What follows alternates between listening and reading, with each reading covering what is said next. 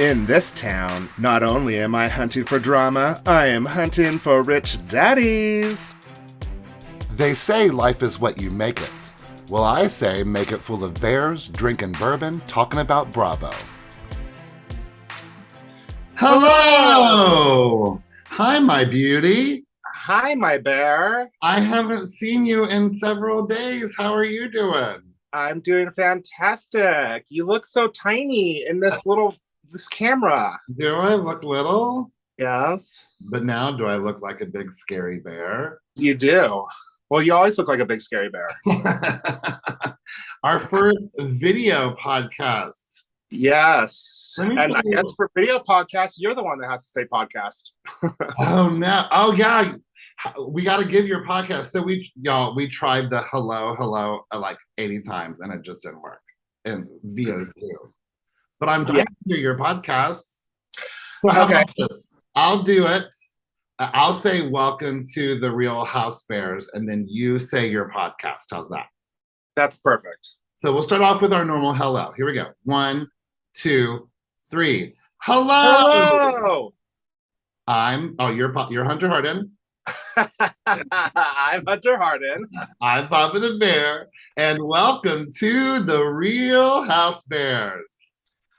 You know what, Bear? I was going to say podcast, but then I remembered something that you did to me that was mean a while ago, and it happened, and I remember it. God, I'm such a bitch. You know what? I'm not surprised by that one, because when you watched this the other night, your only text to me was about what a bitch Lisa Rinna is. The last 5 minutes, she was such a bitch. It just proved to me how bitchy she is. It's so funny. You know, I am so proud of us. Like, we are dedicated. I am in Washington, D.C., our nation's capital, full of all these things to do. Like, you know, Washington, D.C. is full of amazing things to do, and most of them are free. But instead of enjoying our fair nation's capital, we are podcasting. Well, of course. That's what we do as podcasters. You know, it's kind of like we're news reporters in a way. Yeah. Like, we're going to get the news to you, and 2 days later. Exactly. After all the headlines have already been posted, we're going to give it to you with our shiny faces. Yes. So here we are, our first video podcast, zooming it up. And I have had the worst last couple of days since you've been gone. I've had so many migraines because I have cluster migraines and I'm having a seriously bad attack. I even had one an hour before I started this podcast. So you're welcome, people. You can go to Apple Podcasts, and if you scroll down, you could go to give us a rating, a 5-star rating, and a nice little review saying, thank you, Hunter, for doing this when you're having at least 4 migraine attacks in the past 2 days. So, yeah. Well, thank you. Thank you. I'm thanking you also, because I knew that you had a migraine earlier. So the medicine's kicked in and you're ready to go. Yeah, I'm just a little drained. So I'm probably going to say some stupid stuff and mess up some words. Yes, I love that. I wish I was wearing Rosé Colored Glasses right now. I wish you were too, but I kind of feel like I am. the haze after the headache. Yeah, the Headache Haze. The Headache Haze. I need to write that down and remember that for the description in this episode. Hunter woke up from his headache haze. Yes. Well, I know, and you know what? That was a really beautiful segue. But before we talk about this week's episode, I just had to talk about Southern Charm for just a moment. I'm not watching it, so you go ahead. I know. Well, so, you know, when you're not around, or especially when I'm traveling, I catch up on all the Bravo that you don't watch. And I know that you really do not like Southern Charm. There's nothing redeemable about any of those people. And I feel like every time you go into an episode, it's the same issues. Somebody's sleeping with somebody's girlfriend. Somebody's not dating somebody's girlfriend anymore, so they're sad. And then there's other people just fighting. And it's like, there's no, like, I don't know. It should be just like one person cheating all the time. Like Jack. Like Jax. Yes, yeah. So when I was watching it last night, I decided to text my best friend Sarah because she actually does watch the show. And I was just texting her like bullet points of all of my thoughts about the entire cast. And right before I send, I thought, I don't like any of these people, really. They're all kind of horrible people. Now, there is somebody named Leva who seems like a lovely person. And my verdict is still out on Naomi, and who was the other girl's name? Let me find it real quick because it was the whole show seems like it's just a bunch of kids that parents have a boat. You know, it's like those kids, those rich kids that their parents have boats. That would be very much like Shep and Austin. Maybe. Oh yeah, those two. Yeah. But the verdict's still out on Naomi and Vanita. But I was realizing like everything, like the only reason why I kind of watch the show is because I have history with these people. And if I was a new watcher, I would be like, these are all the most horrible people I've ever met. But some people that I actually do like on the show. First, Craig, who was a complete loser in the beginning, has really over the years oddly gotten to be a better, more responsible human. So I'm kind of proud of Craig and watching that. But there's this guy on the show named Caleb, and he is hot, and seems like a super sweet guy. But my problem with Caleb, it is that his name is spelled CHLEB. Is he from Utah? I know, right? That is such a Utah spelling of a name, but no, he's from Charleston. And you say it, Caleb? Yes. I'm like, no, that's Schleb. I was just watching a show just recently. I can't remember what it was, but they were making fun of. Oh, it was a comedy show, and they asked somebody what their name was, and he's like, "My name's BJ," and he's like, "Oh, B and J," and he's like, "No, it's spelled BEEJAY." Like they legit spelled it out. So it's not only Utah that gives the most weird spellings of names. I think it's like rich white people. Well, he's African American, or he's a person of color. I'm not certain what his actual, but yeah, he's a person of color named Caleb, CHLEB. That sounds like such a white name too. Yeah. I was like, and for those of you who aren't from Utah, like Mormon families are so big that they've had a hard time coming up with unique names. So they use normal names with unique spellings, you know? Like Caitlin will have 2 X's in it.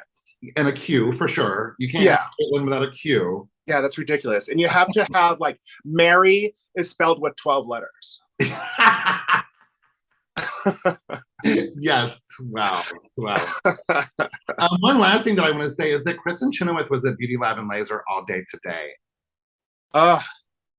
If I was in town, you can bet that I would have taken the day off and spent the day at Beauty Lab and Laser. I totally forgot about that. And if I didn't have my headache today. Could you imagine how fun it would be hanging out with Kristen Chenoweth, Heather Gay, and Dre? I don't know what I'd be able to do. I don't know how. I would just sit there and I wouldn't even know what to say. I don't know how to keep in conversation with those people except for Dre. Seriously, like Heather Gay is the most quick-witted person I've ever met. It's hard to keep up with her. And Kristen Chenoweth is Kristen Chenoweth. Like, yeah. All you do is just put her in the palm of your hand and talk to her. Oh my God. I'd be like, do you want me to carry you around? I'll do that. Yeah, in my pocket. Yes. Oh, you're wearing Rosé Colored Glasses. Oh, there you go. Pull it back around. I see what you did there. Yeah, that's awesome. So let's go ahead and get into these Rosé Colored Glasses. All right. I'm looking through the world. All right. So they spend what I consider to be a considerable amount of time showing Lisa Rinna make tea. I wrote the long, uncomfortable silence of her just making her tea. It was like an ASMR of somebody making tea. And I can't still think of why. I guess just to fill time. They just needed to fill a second. But the weird thing is I didn't hate it. I didn't hate it. It was just weird. They did the same thing with Kathy Hilton last time, where she's just like huffing and puffing down the stairs. So Rinna calls all of the ladies to invite them to her wine tasting. And I was already like, oh no, this isn't going to go well. You know, Erika Jayne's going to go there and start drinking wine. It's a tasting too. Yeah. Kyle and Diana are recovering from COVID. She advised like that. She's like, Sutton, you can wear leather pants if you want. She wears some kind of leathery pant. What was it? It was relaxed denim. Oh, relaxed denim. Trust me, she said it twice. Okay, yeah, because I couldn't hear it. Yeah, she was not interested in letting anyone think that she was wearing leather pants, which I didn't mind the leather pants still. Anyhow. We are reminded about that wine tasting in Provence when everyone just got totally wasted. Because nobody spits it out. Right. But you know, Dorit talks about being the last one standing. But didn't Dorit get COVID a few episodes ago? Yeah. Well, she said that she was the last one standing and then she got COVID. Did you say last one standing in this episode? Oh, I don't remember. When Rinna was inviting her to the wine tasting, they were talking about Dorit being the last one standing. So I'm like, is this out of sequence? And if it is out of sequence, then the editors need to get their crap together. I don't know. They could have done it out of sequence. Yeah, I thought that was so strange. Because I feel like these ladies have gotten it twice now. And Dorit's had it once. But in this episode this week, Dorit and Rinna talk about Dorit being the last one standing. So I thought, I don't know. Over to Sutton's house. Please give me all the Waylon, the dog, you can give me. He is so cute. He's tearing the lawn up. Bad dog. But here's the thing. I don't think he made those clumps. I think those clumps were there and he was just eating them. No, it was freshly laid turf, and turf is peeled up easily. Oh. I know that because I've done that. Thank you. Yes, you have. Well, I guess all of the housewives ladies have bad dogs. Yeah. But you know what? I'm sure that Sutton did not name her dog Waylon from Waylon Enterprises from the Alien franchises. Oh, I assumed it was after Waylon Jennings, a country singer, since she's from the South. Yeah, probably, but I just wanted to say that. I think you can go ahead and do it. Yeah, because the Alien movies are my favorite movies. Yes. So we're just going to go ahead and adopt that as the truth. Okay, she named it after the Waylon Enterprises that was trying to steal the Alien. Sutton is a huge Alien fan. Everybody. Of course. Well, I don't think, have we ever seen Philip and Porter? No. We might have seen Porter. Like pictures. I think we've seen like pictures of them or something, but I don't think they've been in the US while they've been filming. Yeah, they were definitely new to me. I do kind of feel like we might have seen her daughter before, but anyhow, it doesn't really matter. But they are making chicken salad with a lot of mayonnaise. Yeah, I can't do that. Well, I know you don't even eat chicken salad, but I mean, she is right to an extent. It does require a good amount of mayonnaise, but once you reach that limit of you've gone over, then it's just gross. Yeah. But we do find out that, you know, the theme of being alone at Christmas between both Sutton and Erika, we do find out that Sutton's kids were in Italy for Christmas with their dad. Oh, no. And the kids went skydiving for Porter's birthday. No, thank you. No, thank you. Nothing. I don't need to find out if I enjoy that or not. So actually, I'm going to tell a story about this, about skydiving, because my friend Brad, he went skydiving and his parachute didn't open and he plummeted and hit the ground and survived. And you could actually see his story on Netflix right now on the Unexplained with that guy that played Captain Kirk in the original Star Wars. Yes, yeah. I mean, Star Trek. I knew exactly. James Jim.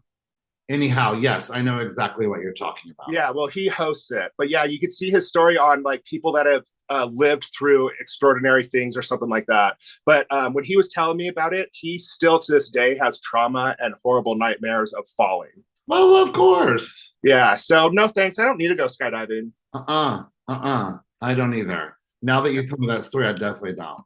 It No. looks like someone went diving on Philip's neck. Did you see it? It looked like he had a hickey. Yeah. I was looking at that. I was like, you can't blame that on a curling iron. I'm glad that you noticed that. I thought maybe my eyes were just me. Sutton's, bless her heart, still, I mean, not bless her heart, but she still doesn't have that refrigerator that she's been waiting on that's stuck on a barge somewhere. Oh, gosh. It's now probably like barely January, and it's supposed to be here by the end of I would be really annoyed that I have this big, beautiful kitchen that was just finished, but it still has that one thing left that isn't finished. I hate it when things are left unfinished. So dang. Was the refrigerator made out of ivory or something? It's been about shipping and COVID and that way. She's brought it up plenty of time. Over at the Wood and Water restaurant, I like that, Wood and Water, Garcelle's meeting Dorit, and they don't even know if they should hug or not. I'm like, while I've been here in DC this week, the place that I've been training, they've been requiring that I wear a mask in the buildings. And it's been so long. I mean, I haven't had to wear a mask since we haven't had to wear them on planes.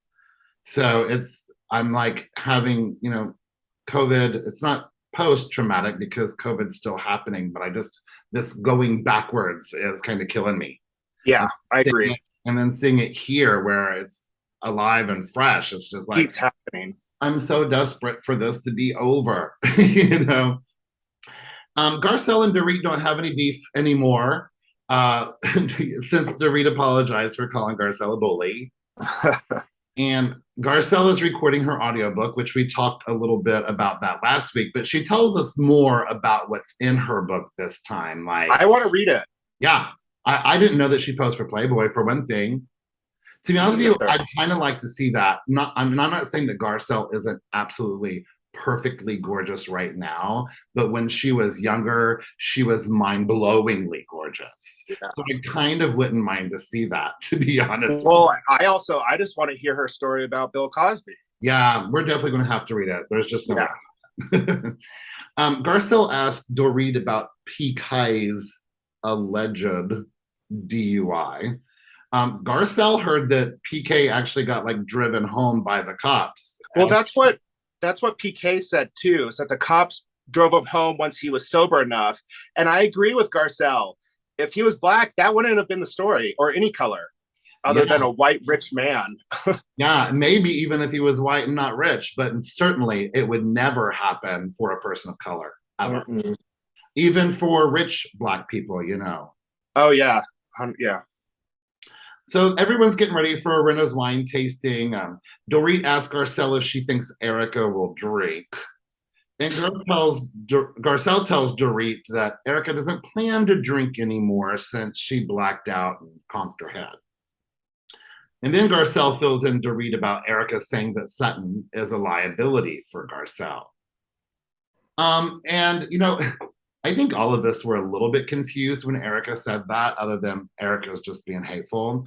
But, I do understand that really the liability part is they're saying, Garcelle, you're a faithful friend, like maybe even to a fault when Sutton isn't defensible. Yeah. Well, and also being a liability because she gets herself into these issues. She doesn't need to be saved. And when I hear liability, I immediately think legal liability, when this could be more of a figurative liability, like just in your circles of friends and the people that you talk. Yeah. So that's what really threw me off, because I was thinking liability, like Garcelle's gonna get sued because of Sutton. But I guess that's just me not thinking. That master's degree that I worked so hard for.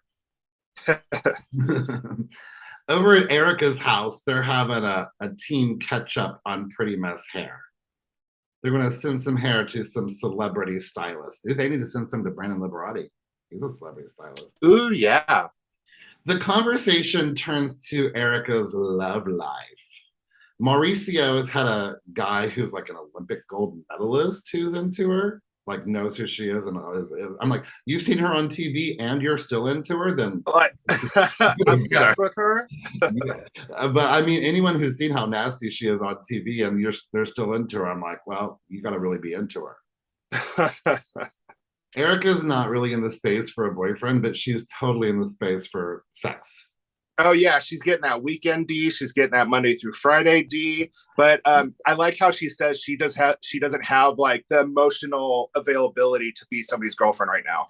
Yeah, and she even says that she doesn't have the time to be anybody's girlfriend. No, she's got to make those millions again. Yeah, she's got to dodge all those lawyers too. Mm-hmm. They didn't, we always have Mikey there. They didn't give us the other assistant's name who's there, but I rewound to look because he has so much filler in his lips that I barely could watch that scene because I just stared at his mouth the whole time. Just these big, luscious pillow lips. I wasn't attracted to him, but I kind of wanted to kiss him just to see how it felt. I feel like they're going to burst. Right. If you kiss them. So what do you think about Erika being a dominatrix? I think she could look the part. I think she can talk the part, but I don't know if she could execute it correctly because have been in that world before.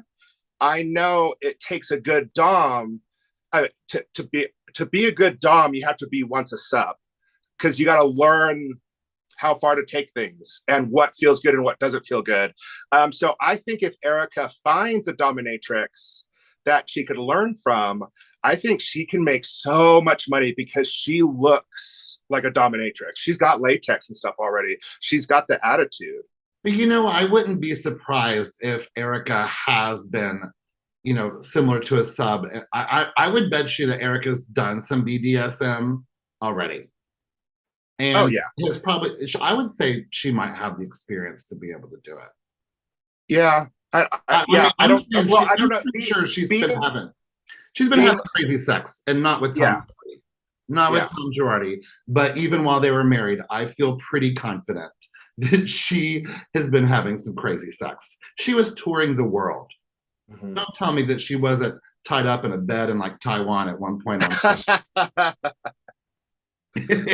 But I like her dungeon name, Pretty Nice Dungeon. Yeah, I think that's perfect. Pretty Mess Dungeon. She's just Pretty Mess everything, and Pretty Mess is not even her best song. Sadly, her best song is Expensive, but we can't listen to that one anymore. No, I can't not see all the orphaned kids and.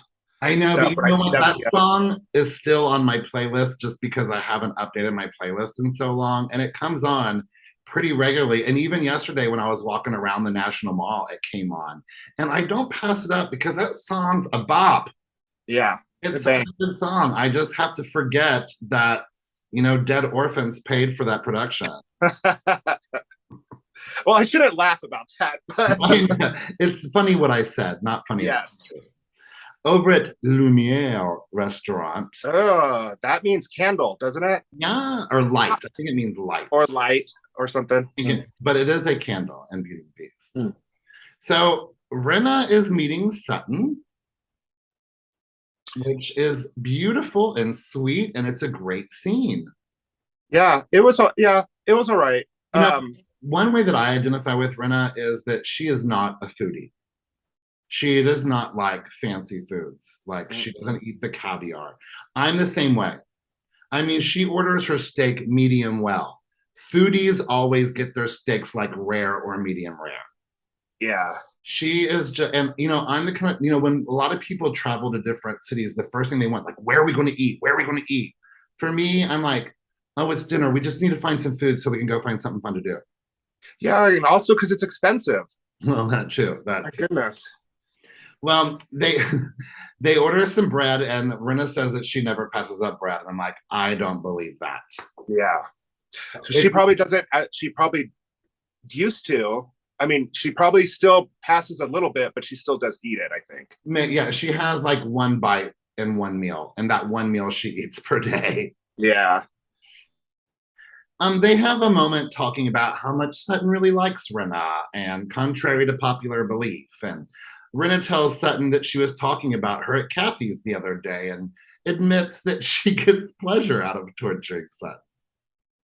You know, I think that's the definition of a frenemy. Like, yeah, that's you kind of like, but you kind of have a thorn for at the same time.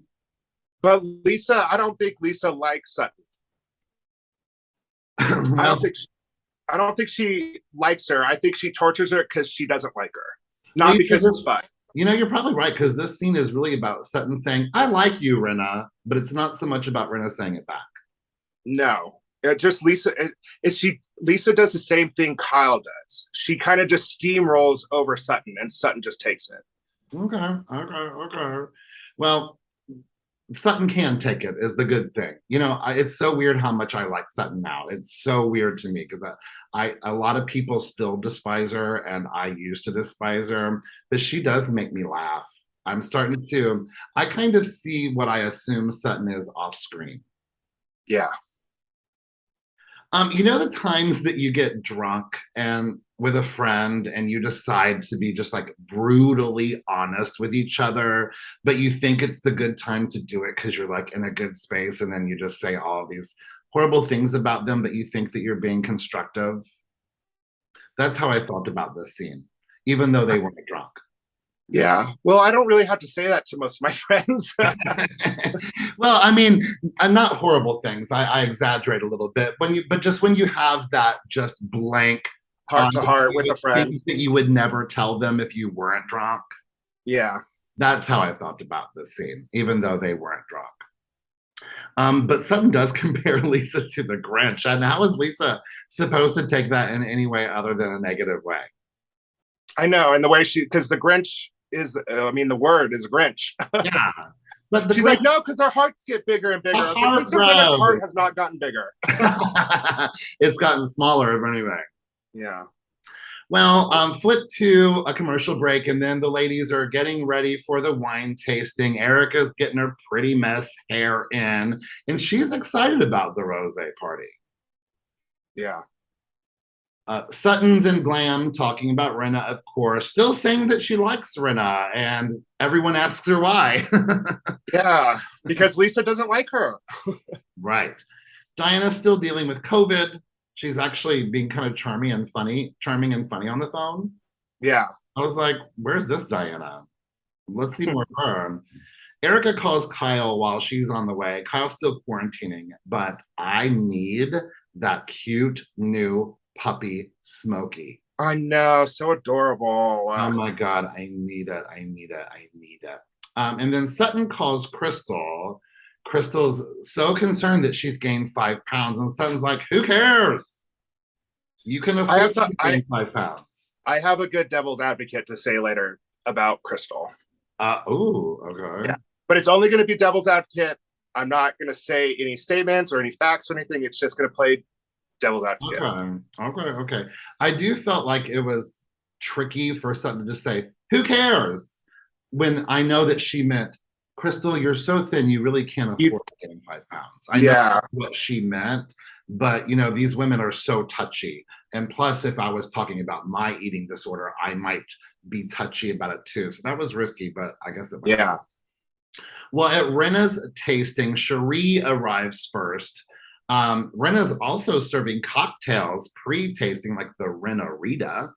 The Rinna Rita. The Rinna Rita. I would like a Rinna Rita. I'll drink a Rinna Rita. I want a Rinna Rita. Next Cinco de Mayo, we're having Rinna Ritas. Yes. Nothing says Mexico like a Rinna Rita, you know? Right. With some Vita tequila. Ooh, yes. Ooh, we are having Rinna Ritas with Lisa Barlow's tequila. I don't know how that works. But I don't know. Sutton arrives in her relaxed denim pants. They do look like leather pants, so you're right. Erika's trying not to drink, so she gets a chamomile tea. But Cherie's like trying to get her to drink. I really am like, Cherie is really fitting in with these girls really quickly. And I like her a lot. I like her a lot. And I think that she and Erika would actually be really great friends. Oh my gosh. Yes. Because Erika and Cherie cackle together more so than even Garcelle and Cherie, it seems like. I think they have the same humor. Yeah, and they have the same taste in men, obviously. Yeah. Garcelle shows up in the most obvious Balenciaga dress, and Dorit drags her for it. Well, she should. Yes, she should. She's like, "You've been making fun of me for my labels, so here you go." Yeah, and it's like an oversized jacket almost. Yeah, That yeah. with I no couldn't tell pants. if it was a coat or a dress or what it It was. looked like a large coat, like a business coat or something. But they both were wearing neon yellow, which I thought was interesting. Yeah, me too. The ladies asked Harry how much he did versus how much Rinna did, and We already know. well, she did blow the leaves at least. Well, that was the only thing shown, so we know that. Speaking of BJ, there were lots of blowjob references in this episode. Oh my gosh, soundbite heaven. We've got we got I can blow all day long. We got I'm a good blower. I guess we'll just have to save those sound bites for future episodes. Yeah.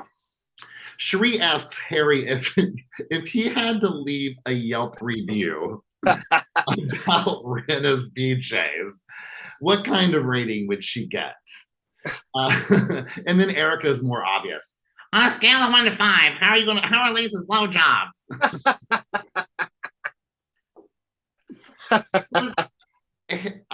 Harry gives her a 10. I mean, he did hesitate, but I think it was more of him trying to think of a funny way to say it, more than hesitating on giving her a 10.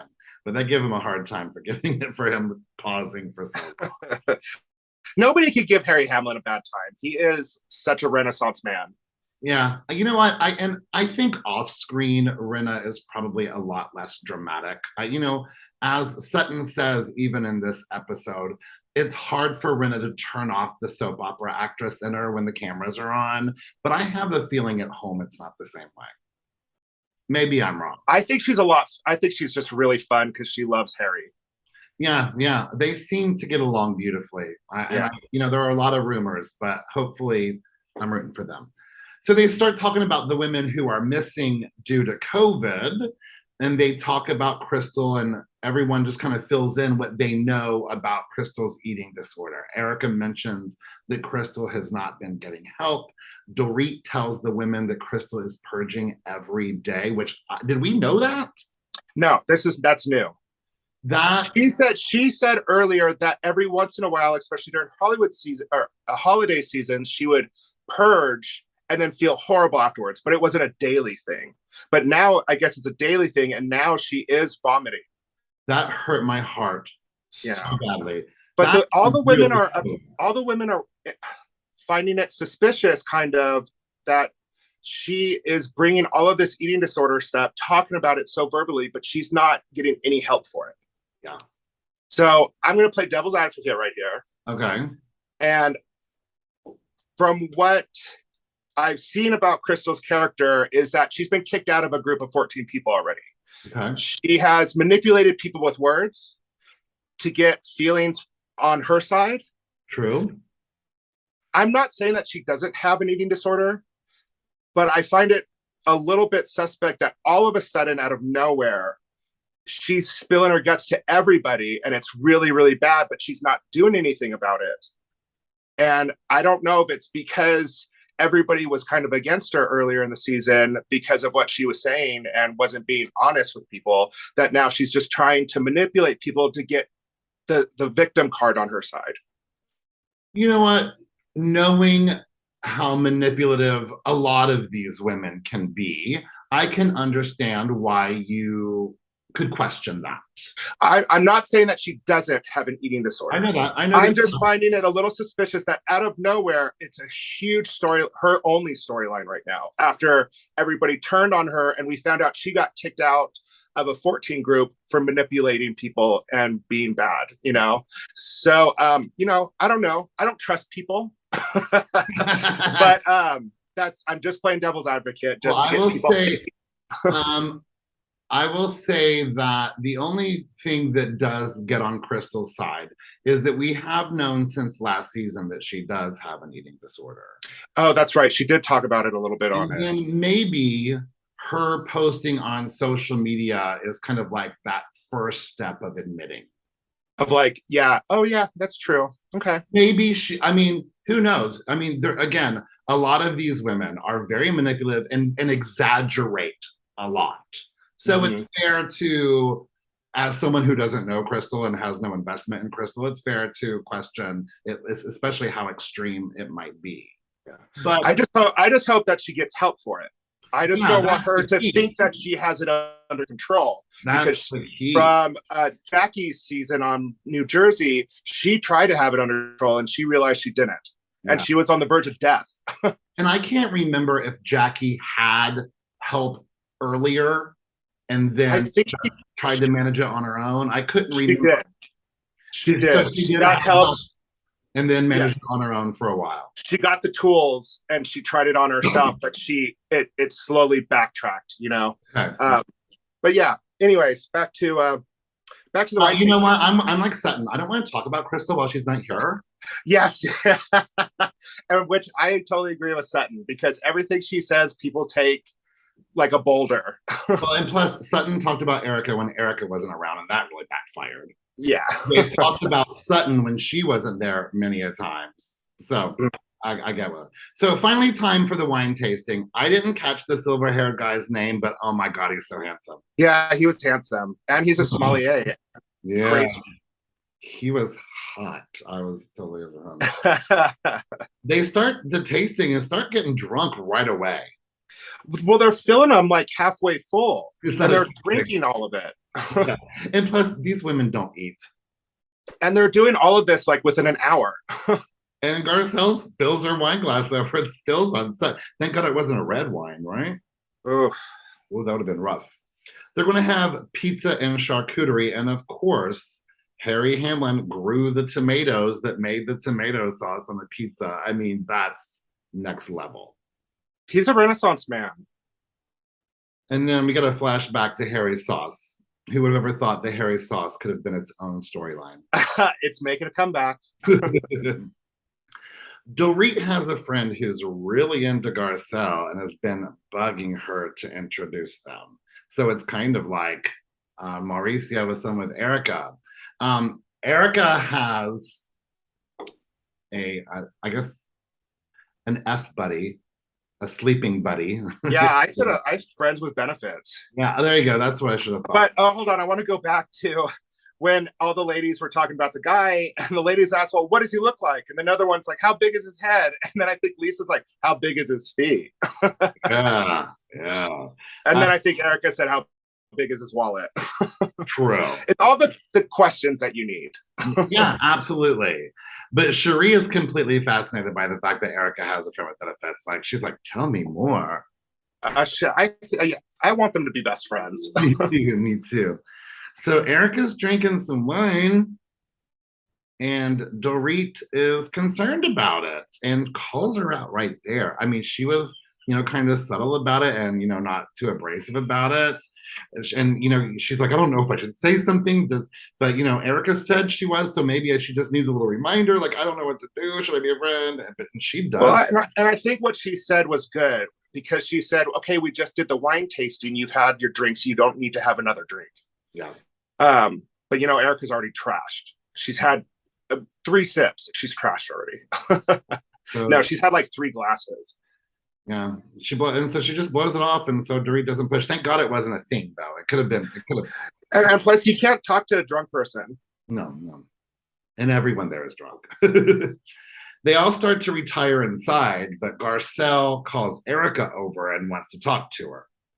And she's like, "What about?" And she's like, "Come over here and find out." And so it didn't feel threatening, It felt like, yeah, okay. But they want to sit in the sun, but it appears as if production didn't want them to sit in the sun. I saw that. I noticed that. I was like, how come they're not sitting in the sun? They're in the shade. Because someone has already been there to test the lighting. Ah.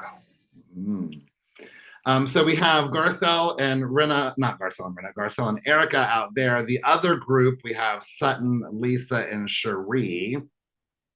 And because Lisa offers a cookie, Cherie finds Rinna very nurturing. She's very surprised by it. I feel like you have a sweet soul.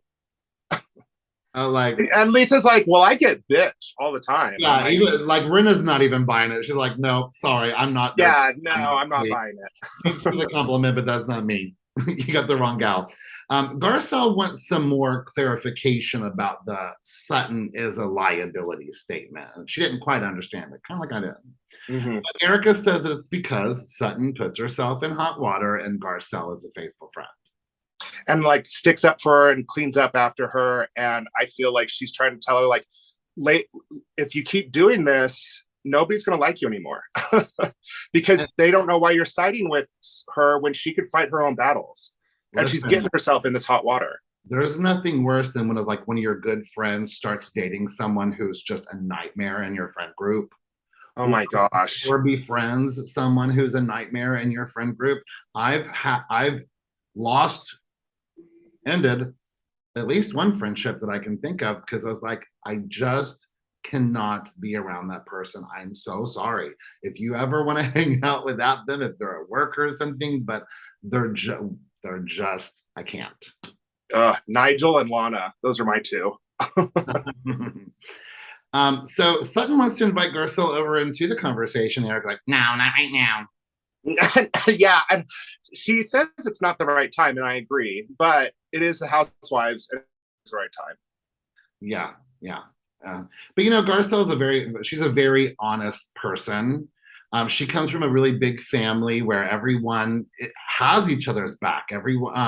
But Erika feels that Garcelle is very clear with her about who she is and what she's going through, unlike Sutton, who is very confusing. Yeah. But Garcelle is really honest, and maybe she doesn't believe maybe everything that Erika says and tells her. Yeah, and she's like, maybe I don't give you I don't give you any slack, and I was like, wow, that's brutally honest about yourself. It was kind of an ugly conversation, but it wasn't an ugly moment. Like, I didn't feel like it was I didn't feel it was just saying to Erika, yeah, Erika, maybe I don't believe it. Maybe I do think that you're a little bit of a liar. That's a hard thing to say, but Garcelle said it in a nice way, and Erika received it, likewise. And then they go join the other women. And then as soon as they join the other women, Sutton's like, Erika, why'd you call me a liability? I know. I was like, dang. Tell me. Well, I guess you don't have to invite her over for the conversation. Yeah. Sutton wants to hear it directly. So we rehash that Garcelle is supportive of Sutton, and then it comes back to Sutton calling out Rinna and Harry on Watch What Happens Live. Ugh. And here's where you lost it. Yeah. Lisa thinks that Sutton must want to hurt Rinna for some reason. And Rinna starts getting aggressive, like very different from the lunch that they had. And she gets into this mode. You can tell she gets into this mode where she just turns completely bitch. Yeah, and she just starts attacking. Rinna did admit on Watch What Happens Live. She's like, listen, I was drunk and clearly I just had residual feelings. Ugh.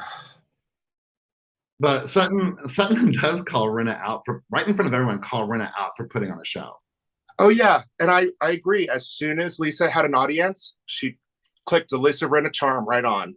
But this whole episode has been Sutton either telling Rinna or telling others about Rinna how much I like you, Rinna. I do. I like you. I didn't do it on purpose.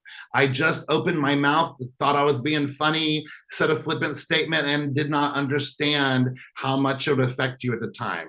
I've apologized. What more do you want from me? And okay, has Lisa never gone on Watch What Happens Live and talked trash about somebody else's husband or housewife? It's the game, Lisa. I just feel I hate this part because I feel this is such a bad side of Lisa, because I feel Lisa thinks that she's better than Sutton and she's the leader of the group and the leader of the housewives. So she can do and say whatever she wants, because she kind of like gets contradicted and sometimes stumbles over her own words. But Rinna's not doing so great right now. She's been calling out Bravo for not giving Lois more time on the show, especially as a memorial. Like, that's been all over the news the last few weeks. She also admitted on Watch What Happens Live that like Andy calls her out for being a nightmare on social media. And it was like, you're right. I have been a total nightmare. I got out of control. I'm trying to get it controlled now. But yeah, you're right. I can't argue with you. And then Andy's like, well, you realize that you're the only person who can fix that, right? Lisa needs to get cut down a peg. She needs to get cut down a good couple pegs. I'll be surprised if she's on next season or if she's on next season in a full-time capacity. But like this whole conversation with Sutton is talking very calmly. She's apologized multiple times again. She's accepted any responsibility that she's had to do. She said she really likes her. And this whole time, Lisa is yelling at her, cussing at her, and mocking her. And kicks her out of her house.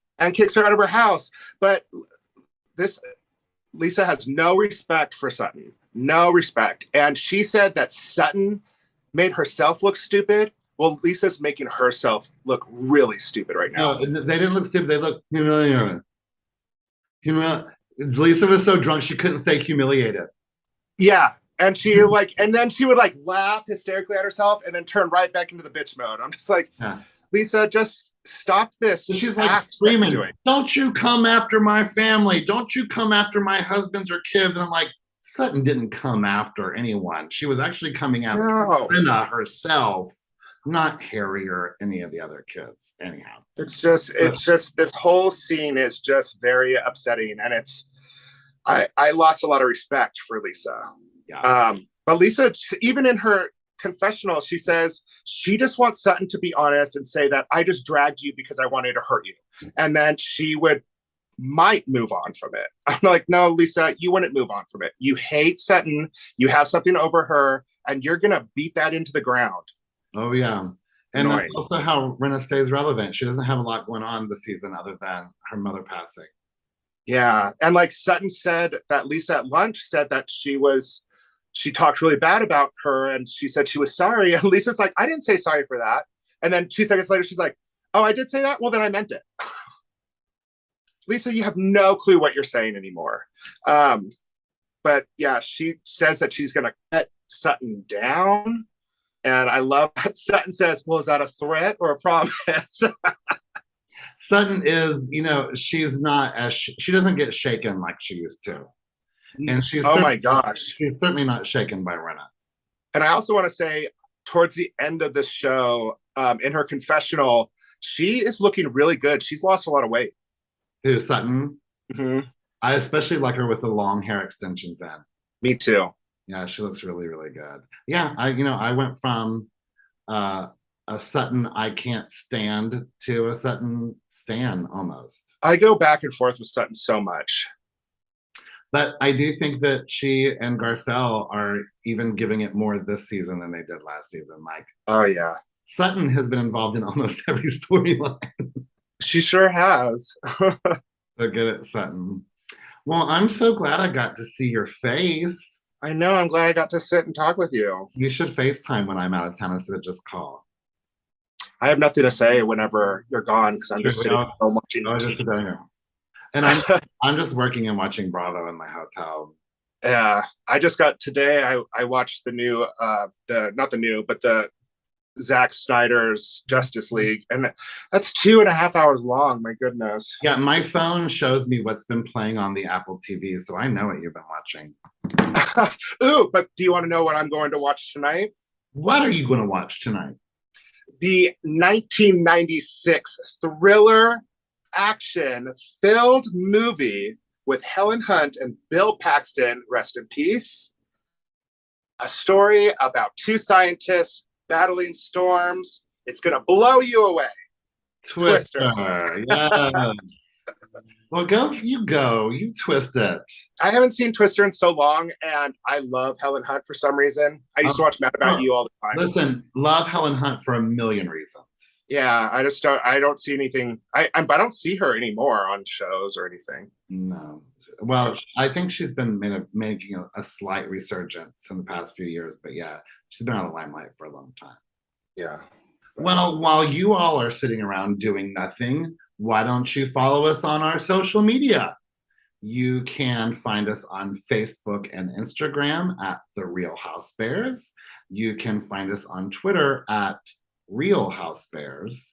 And you can email us at therealhousebears@gmail.com.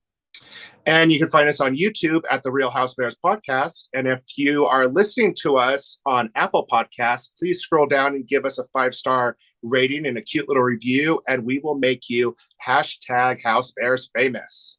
Thanks for listening. See you next week. Bye. Bye. Okay, love you. Bye.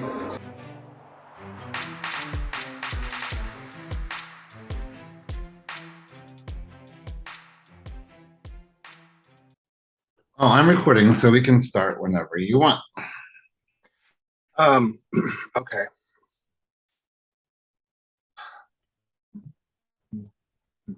Hello. All right, let's try that again. Hello. Yours is a little slow. That time it sounded like we were at the exact same time from here. Oh, really? On yours, it came by kind of slow. Okay, we'll do it, and we'll just go with it. Yeah. Hello. One more time it froze. One more time if it's frozen on me. Try it again. Okay. Hello. I'm Hunter Harden. And I'm Papa the Bear. And welcome to The Real Housebears. It's not going to work out that way. So we're just going to not do our normal hello. Okay, we'll just say hello. And hopefully it'll come at the same time. Yeah.